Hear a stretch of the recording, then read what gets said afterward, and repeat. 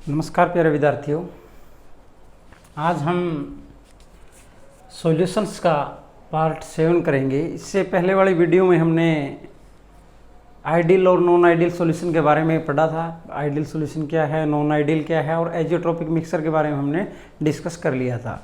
ठीक है, नेक्स्ट आज हमें जो पढ़ना है वो कोलिगेटिव प्रॉपर्टीज़। कौन सी कोलिगेटिव प्रॉपर्टीज़ के बारे में आज हमें पढ़ना है। तो हमने जैसे रोल्ट लॉ जब पढ़ा था, Raoult law for non volatile solute, Raoult law for non volatile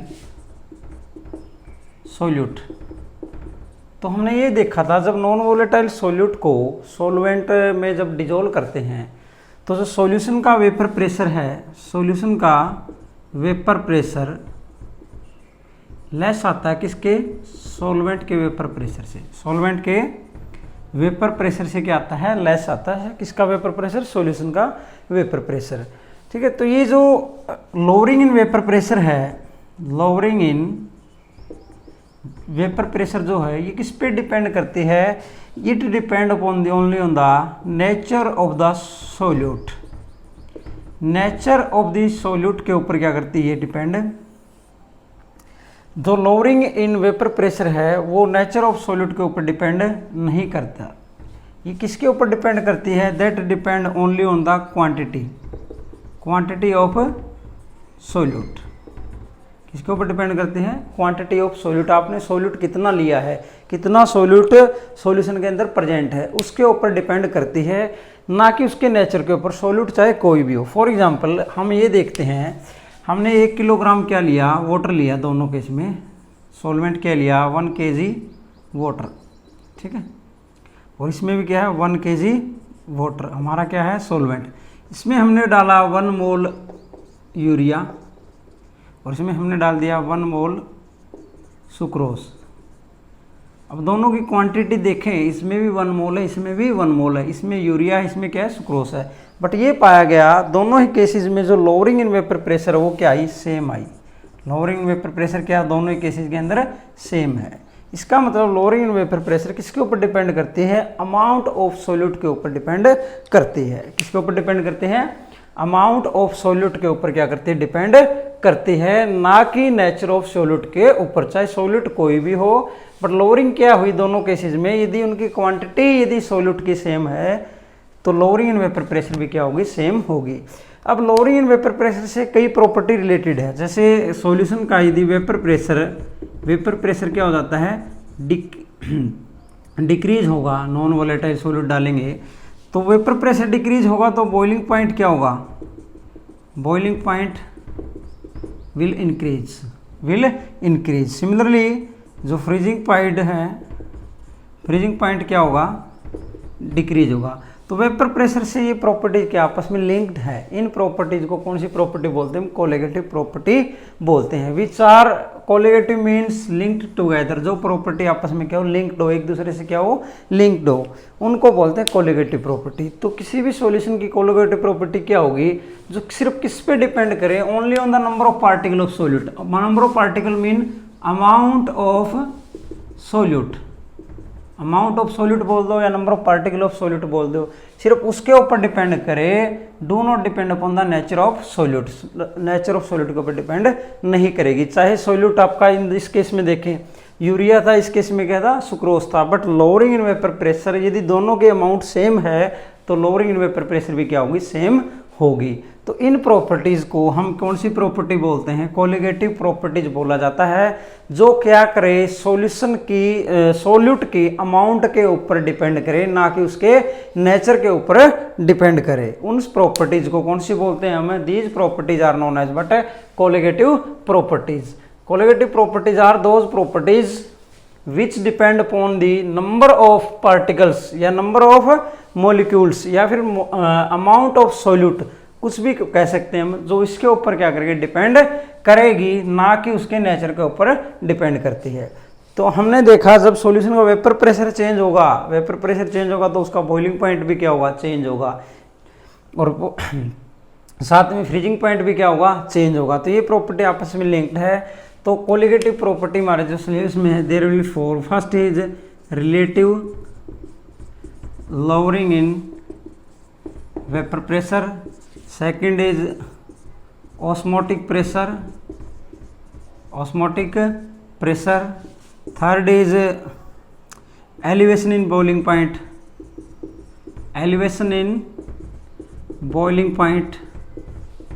and fourth is depression in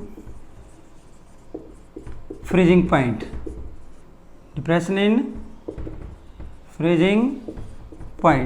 ये चारों कोलिगेटिव प्रॉपर्टी हमने पढ़नी है, वन बाय वन इनको डिटेल में पढ़ेंगे। चारों में पढ़ने का ट्रेंड एक जैसा ही रहेगा, ठीक है। कोलिगेटिव प्रॉपर्टी पढ़ेंगे, उसका फॉर्मूला ड्राइव करेंगे, उसके बाद हम क्या निकालेंगे, सभी के केस में मोलिकुलर मास निकालेंगे, किसका, सोल्यूट का। चारों प्रॉपर्टी से क्या निकालेंगे, we will derive the molecular mass of the solute को हम निकालेंगे, ठीक है। और एक ये भी प्रूव करेंगे दीज प्रॉपर्टी आज कोलिगेटिव प्रॉपर्टी, ये प्रॉपर्टी क्या है, कोलिगेटिव प्रॉपर्टी क्यों है, ये भी प्रूव करेंगे। एग्जाम में बहुत बार क्वेश्चन आता है, why lowering in vapour pressure is osmotic, why lowering in vapour pressure is a colligative property, why elevation in boiling point is a colligative property, इस प्रकार के क्वेश्चन पूछ लिए जाते हैं, ठीक है। तो वन बाय वन हम इनको क्या करेंगे, पढ़ेंगे। तो सिंपल है, एक बार फिर हम इसको देखते हैं। कोलिगेटिव प्रॉपर्टीज क्या है, जो किसके ऊपर डिपेंड करे, अमाउंट ऑफ सोल्यूट के ऊपर डिपेंड करे, ना कि नेचर ऑफ सोल्यूट के ऊपर, ठीक है। जो अमाउंट पे डिपेंड करेगी, कौन सी प्रॉपर्टी, कोलिगेटिव प्रॉपर्टी। तो सबसे पहली जो कोलिगेटिव प्रॉपर्टी हमें पढ़नी वो क्या है, that is a relative lowering in vapour pressure, relative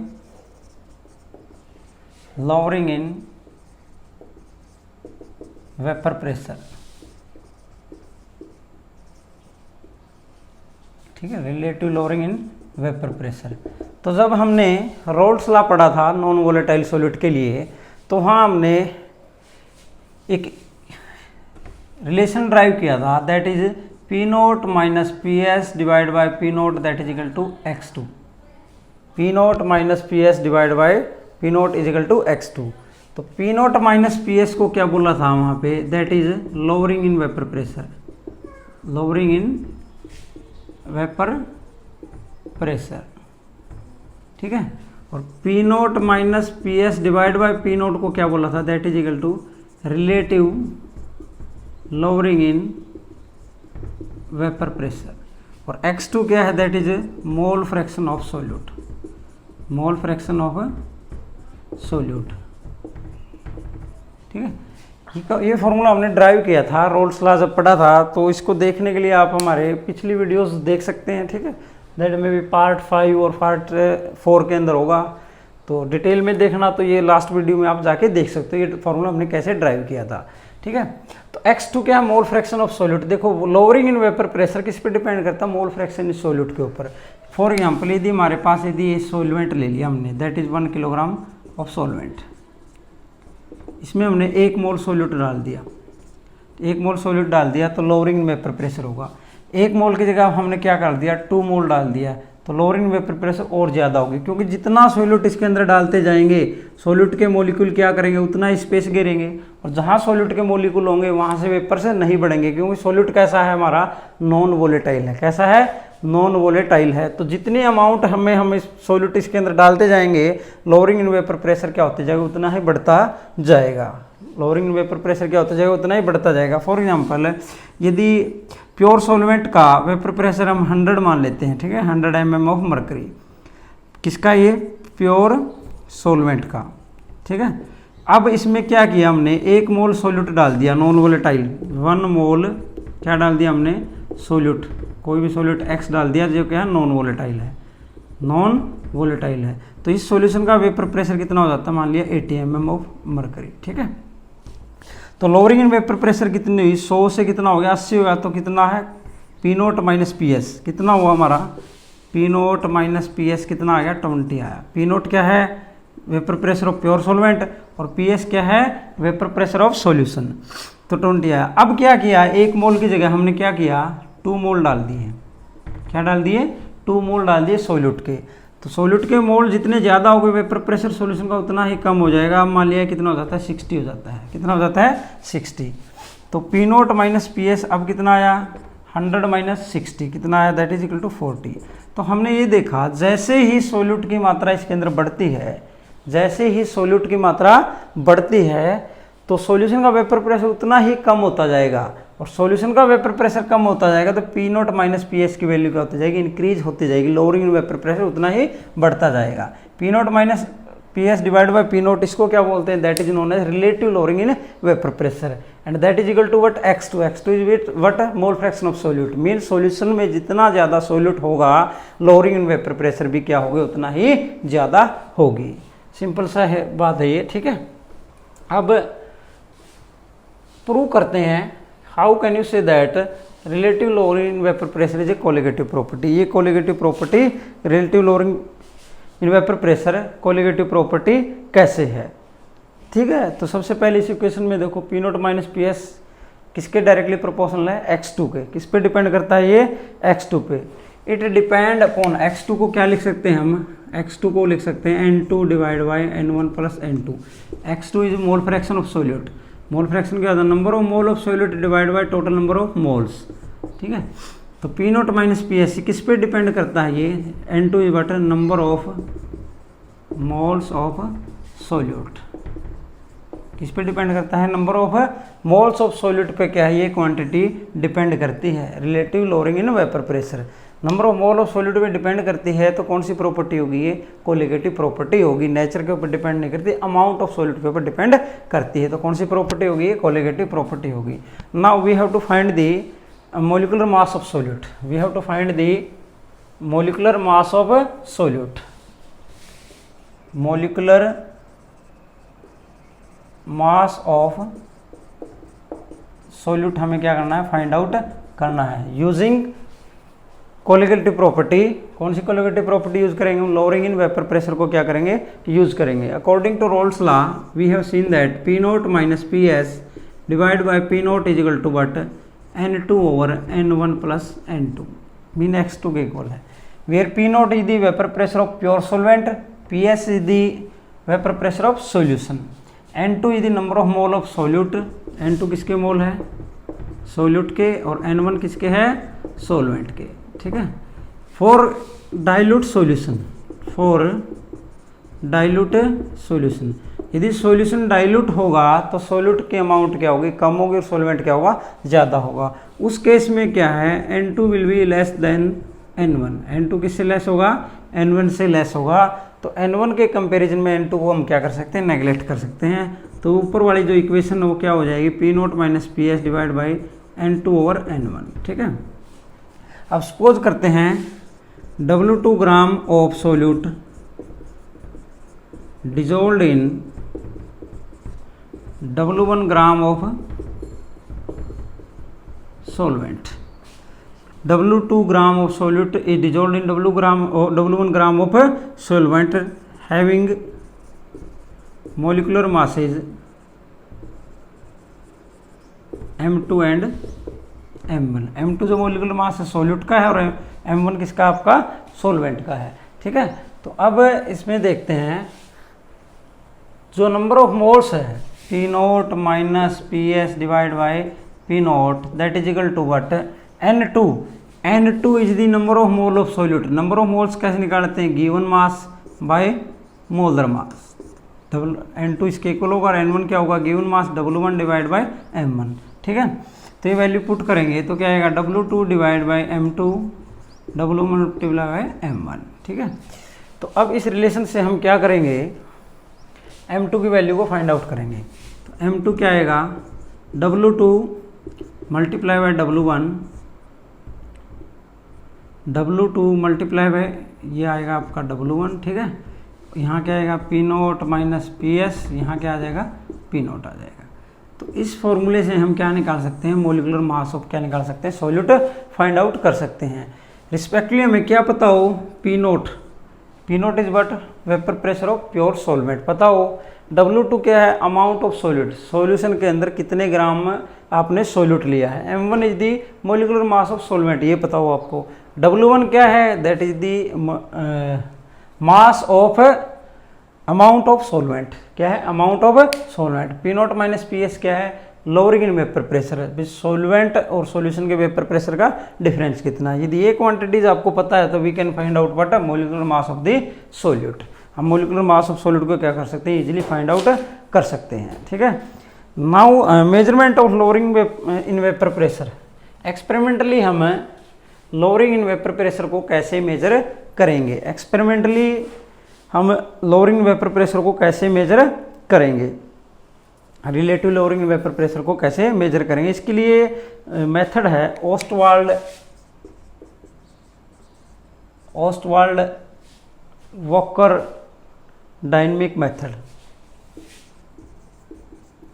walker dynamic method, Ostwald walker dynamic method. इसके लिए तो ये इस मेथड में क्या करेंगे हम, सबसे पहले क्या होता है इसमें, प्योर ड्राई एयर को पास किया जाता है बल्ब से। ठीक है, 2 बल्ब लिए जाते हैं, दैट इज बल्ब 1, इसके अंदर क्या आपका सॉल्यूशन है। ठीक है, और दूसरा बल्ब क्या है, इसके अंदर क्या है, सॉल्वेंट है। ठीक है, इसके अंदर क्या है आपका सॉल्वेंट है, और इसमें से क्या पास करेंगे, कौन सी एयर है, dry air, dry air pass करेंगे इसमें से। ठीक है, और फिर ये एयर किस में जाएगी, आगे दूसरे बल्ब के अंदर। ठीक है, जिसके अंदर सॉल्वेंट है, और इनको मान लिया वेइंग मशीन के ऊपर रख रखा है। ठीक है, तो और आगे यदि एक बल्ब और होता है, इसमें क्या होता है CaCl2 कैल्शियम क्लोराइड। यदि आपका सॉल्वेंट वाटर है तो इसका यूज करते हैं हम तीसरे बल्ब का। यदि वाटर क्या है आपका सॉल्वेंट की तरह काम करता है, तब क्या करते हैं, अनहाइड्रस CaCl2 होता है थर्ड बल्ब के अंदर। तो अब देखो, जब ड्राई एयर इसके अंदर आएगी, ध्यान से देखें, जब ड्राई एयर आएगी, सॉल्यूशन है तो सॉल्यूशन का कुछ ना कुछ वेपर प्रेशर होगा, यहाँ क्या होंगे, वेपर्स होंगे। तो ये ड्राई एयर जब इसके अंदर आएगी, ड्राई एयर क्या करेगी, इन वेपर्स को ऑब्जॉर्व करेगी। जैसे ही इन वेपर को ऑब्जॉर्व करेगी तो इस बल्ब का जो बल्ब फर्स्ट बल्ब है आपका, यह है सेकंड, तो बल्ब फर्स्ट के अंदर क्या होगा, वेट क्या होगा, लूज होगा, वेट क्या होगा, लूज होगा। ठीक है, वेट लूज कितना हुआ, मान लिया loss in weight, loss in weight W1 is directly proportional. ये किस पे डिपेंड करेगा, that depend upon the vapour pressure of solution, vapour pressure of solution. तो W1 is directly proportional to what, PS, W1 is directly proportional to what, PS। ध्यान से देखिए, इसमें क्या हुआ, जो इस बल्ब के अंदर जो वेट लूज होगा वो किसके ऊपर डिपेंड करेगा, यहाँ पे वेपर्स कितने हैं, सॉल्यूशन के वेपर कितने, सॉल्यूशन का वेपर प्रेशर कितना है। जितने ज़्यादा वेपर होंगे उतने ही ज़्यादा क्या होगा वेट इसका क्या होगा, बल्ब का लूज होगा। क्योंकि जितने ज़्यादा वेपर होंगे, ड्राई एयर क्या है उतने वेपर को क्या करेगी, ऑब्जॉर्व करेगी। और कब तक ऑब्जॉर्व करती रहेगी, जब तक ये स्कैन हो जाए, सैचुरेटेड ना हो जाए। जब ये एयर सैचुरेटेड हो जाती है तो अगले बल्ब में जाती है। ठीक है, अब हमें ये पता है सॉल्वेंट का वेपर प्रेशर सॉल्यूशन से क्या होता है, ज़्यादा होता है। तो जब ये एयर यहाँ पे आई तो अब ये एयर इस बल्ब में सैचुरेटेड नहीं रही। क्यों, क्योंकि सॉल्वेंट का वेपर प्रेशर क्या होता है, ज़्यादा होता है, किससे, सॉल्यूशन से। तो loss in weight in bulb 2 that is W2, ये किसके डायरेक्टली प्रोपोर्शनल है, that is directly proportional to P0 minus PS। देखो, यहाँ से ड्राई एयर आई, उसने क्या है, वेपर ऑब्जॉर्व किए, कब तक ऑब्जॉर्व करिए, जब तक वो सैचुरेटेड नहीं हो जाती यहाँ पे। ठीक है, अब ये सैचुरेटेड एयर यहाँ आती है तो यहाँ पे वेपर ऑब्जॉर्व करेगी, और कितना ऑब्जॉर्व करेगी, वो इस बल्ब का क्या होगा, वेट लॉस होगा। और वो वेट लॉस क्या होगा, कितना होगा, इन दोनों के वेपर प्रेशर के क्या करेगा, डिफरेंस के बराबर। इन दोनों का जितना ज़्यादा वेपर प्रेशर में डिफरेंस होगा उतना ही ज़्यादा क्या होगा, इस बल्ब का क्या होगा, वेट लूज होगा। That is equal to P0 minus PS। अब रिलेटिव लोअरिंग क्या होती है, P0 minus PS divide by P0, ये होता है। तो हमें P0 की वैल्यू चाहिए। P0 में क्या करते हैं, PS जोड़ देते हैं, और PS को क्या कर देते हैं, हमें माइनस कर देते हैं। ठीक है, PS जोड़ देते हैं और PS क्या कर देते हैं, माइनस कर देते हैं। तो इसको ऐसे लिख दें, P0 minus PS plus PS। ठीक है, तो P0 माइनस PS की वैल्यू W2 और PS की वैल्यू क्या है, W1। तो इसमें फॉर्मूले में पुट करो, ये क्या था हमारा, that is equal to what, P0 minus PS, P0 minus PS, ये किसके इक्वल आया हमारा, P0 माइनस पी एस किसके इक्वल आया, P naught minus P S is equal to what W2। Loss in weight of bulb 2, P naught क्या है हमारा, that is equal to what W1 plus W2, W1 plus total weight loss in both the bulbs, ठीक है, total loss in weight of the solutions. तो W1 और W2 की value को हम क्या कर सकते हैं, फाइंड आउट करके क्या निकाल सकते हैं, रिलेटिव लोअरिंग वेपर प्रेशर को क्या कर सकते हैं, फाइंड आउट कर सकते हैं आसानी से, ठीक है।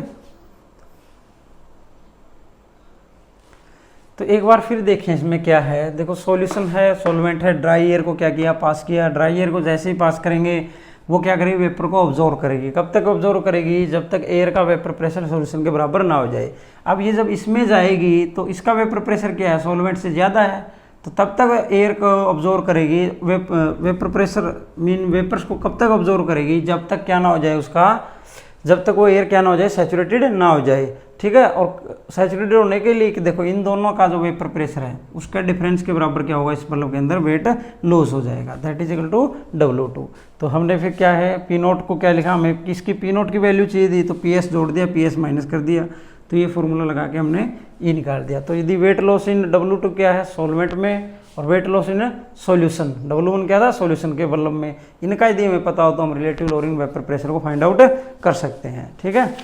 तो इसमें न्यूमेरिकल्स जो होंगे बिल्कुल इजी न्यूमेरिकल है, आपके गिवन फॉर्मूला होगा, फॉर्मूले में सिर्फ वैल्यूज़ को क्या करना है, आपने पुट करना है, वैल्यूज़ को क्या करना है, पुट करना है। अगले हम लेक्चर्स के अंदर हम क्या है, अदर जो भी हमारी कोलिगेटिव प्रॉपर्टीज़ है, ऑस्मोसिक है, ऑस्मोटिक प्रेशर है, ठीक है, ऑस्मोसिस का जो फिनोमिना है उसके बारे में पूरा डिटेल में पढ़ेंगे, ठीक है। तो थैंक्स फॉर आपका सपोर्ट जो मिलता है, वीडियो को जो लाइक करते हो, शेयर करते हो, उसके लिए सभी का, व्यूअर्स का थैंक्स। और ज़्यादा से ज़्यादा लाइक करें, सब्सक्राइब करें चैनल को। थैंक यू, आज के लिए इतना ही।